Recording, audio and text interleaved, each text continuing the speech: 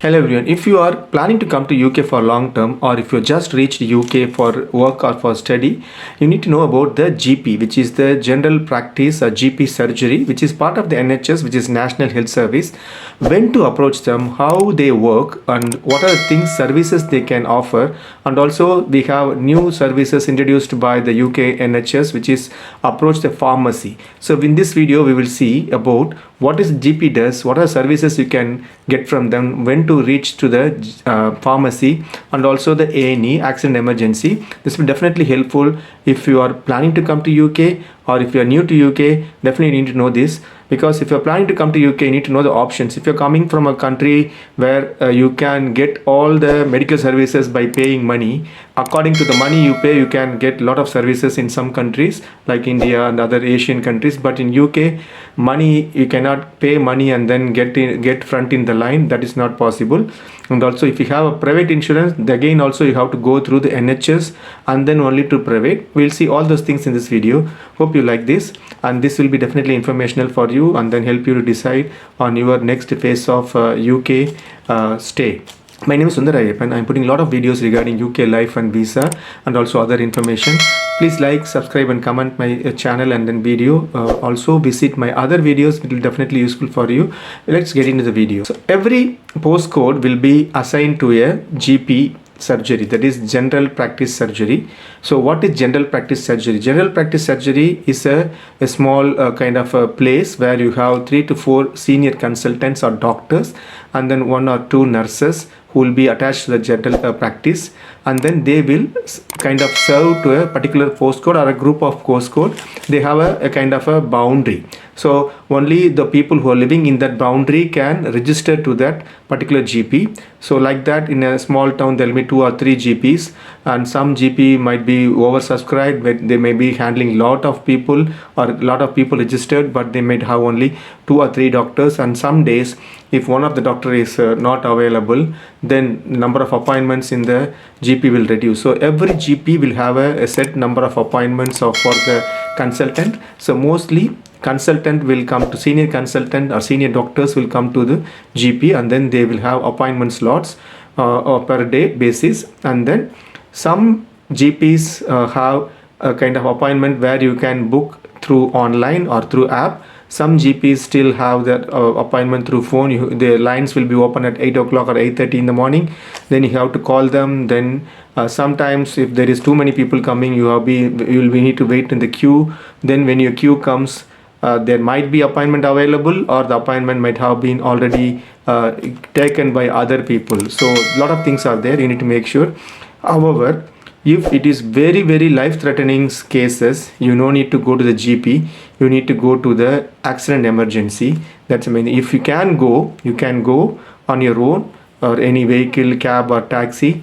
If you not able to do that, then you have to call the ambulance. It will come to you. Again, that's based on the priority, how critical your case compared to the other cases in the queue, in the ambulance call center queue. They will decide, and then they will send the ambulance. Then they will come and collect you and take it to the nearest accident emergency hospital. Not all hospitals in UK will not have accident emergency. The ambulance will take you to the nearest hospital, which may be 1 hour drive or half an hour drive, and then they will drop you there, and then the team in the hospital will take you for the further investigation, analysis, and then what to do for your very critical life threatening situation.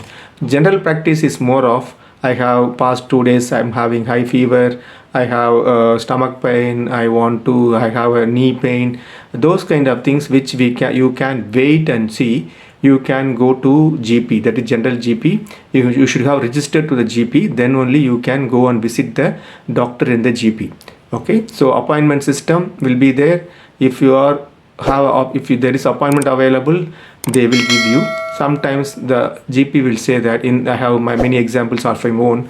They will take your details and then say that the doctor will call you and then assess you through phone. You will be asked either to come and visit the doctor in the same day or next day based on the availability of the doctor, or they will suggest, okay, take this medicine or try something else, they will say. So all these things are free in the sense paid by national insurance and then the tax.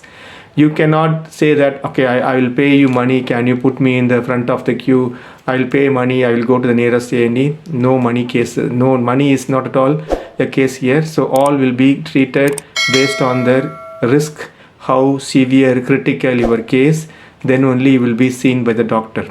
That is not the case in India or other countries, where you go to a specific doctor, you pay the money, they will write you all the tests, you go and do all the tests, come back, they will give you a whole set of medicine, and then you can do that. But that's not the case. So keep in mind, in UK you have to follow a process. There is no separate private clinic. All the clinic are run by National Health Service. There are private hospitals for which you need to have private insurance.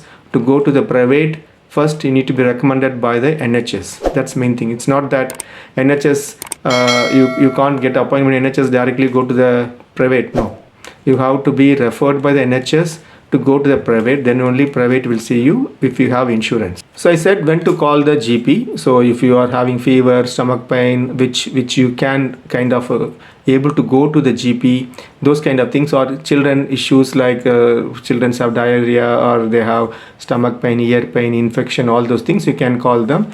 The lower the age, the priority will be higher given in the appointment system. So that's one day. And then, as I mentioned, there will be some couple of nurses will be there.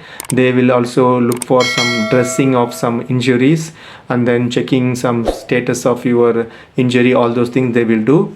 And so for some women, they will do cervical test, smear test, all those tests they will do. The nurses attached to the GP. Almost half of the GPs are run by private companies on behalf of NHS. So they have a mindset of getting the profit first rather than looking into the patient. So there are few instances in the UK which I found in the news. So most of the people will have a question, can I take a blood test, can I take a urine test, all those things. Urine samples you can leave. If the doctor asked you to do that, you can leave the urine sample. It will be sent to the central laboratory, and then they will process and give the result back to the GP. Again, the GP will call you if the result is bad. If the result is not bad, they will not call you, or the response will be late. If it is very critical, they will call back and then say that for the next process to do. Same thing, blood test, they will not do the blood test at the GP. You have to go to the nearest hospital to give blood test. There are some towns where you have a combined GP. They will do they will take the blood for testing, but the result will come a couple of days or 3 or 4 days after that only. For X-ray, scan, MRI, ultrasound, everything, you have to book an appointment. In the sense, doctor will ask for appointment in a central booking system. They will book for appointment for you, which may be couple of days, couple of weeks, couple of months as well. For some special service, they are referring to a psychiatrist, referring to a physiotherapy.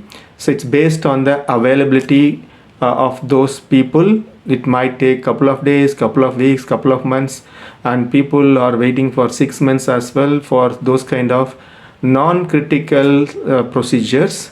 An accident happened to you and you have a broken bone. In that case, you will go to accident emergency. They will look after you, and then they will give you proper medication, everything, and then you can come home. But other case, if you are waiting for some kind of a MRI scan for your knee pain which is happening, in that case you will be put in the registration system. Based on the registration system backlog, you will be given a date and you have to go and see the MRI scan and then get a result. The result will take a couple of days, and then the doctor will call you after a couple of days.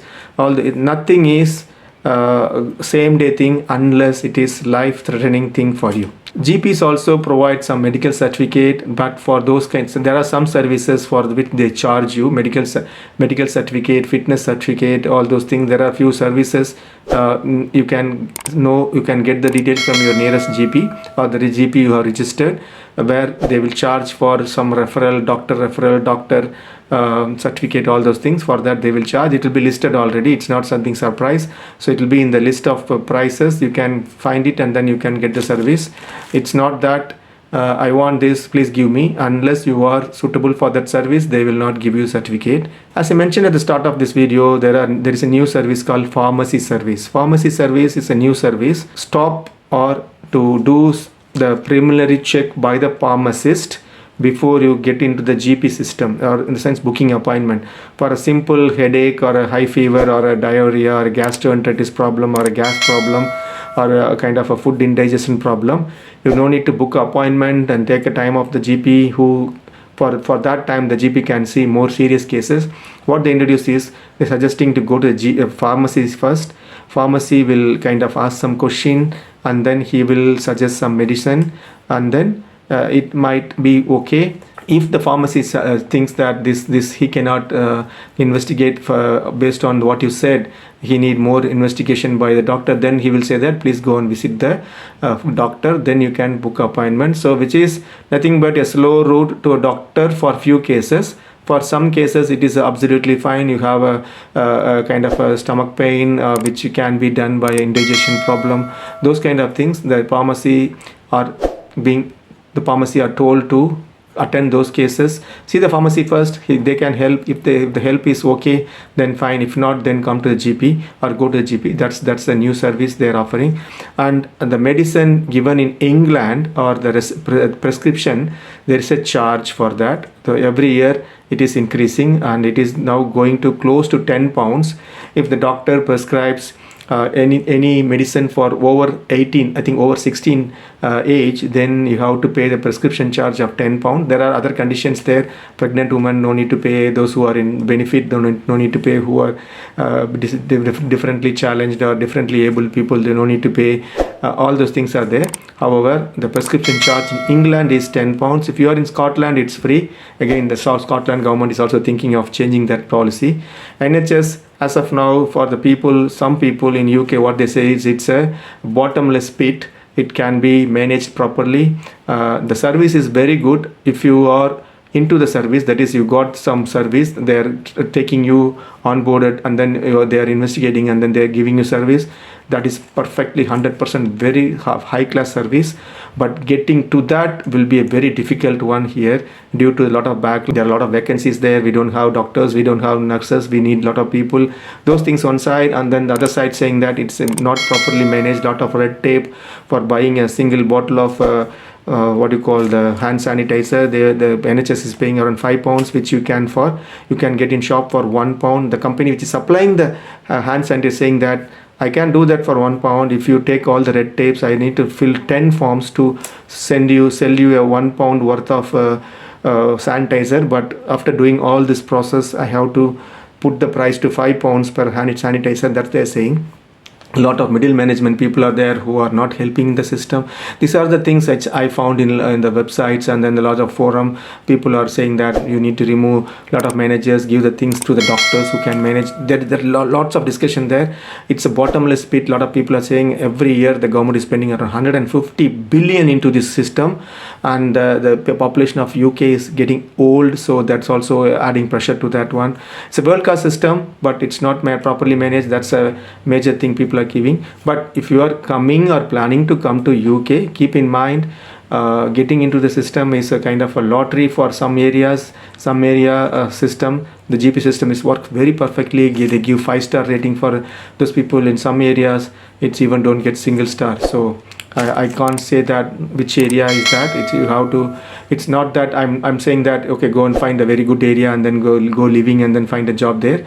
Just keep in mind this is how the current NHS works. And then I mentioned about GP, what are services, how to book the appointments, and then how to reach. What are the things you need to have before reaching that, and also how to reach out to pharmacy. What are things you need to reach out to pharmacy. Accident emergency is a different case. It's very life-threatening, critical accident, heart attack, all those things. You reach out to the accident emergency, calling the 999, and then they will assess you and then send you the ambulance. Again, if there is a peak period like December, winter period, there are a lot of people suffering from flu, all those things. The ambulance will be overdoing the work, so they will be overwhelmed by the calls, and then there will be delay in ambulance coming to you.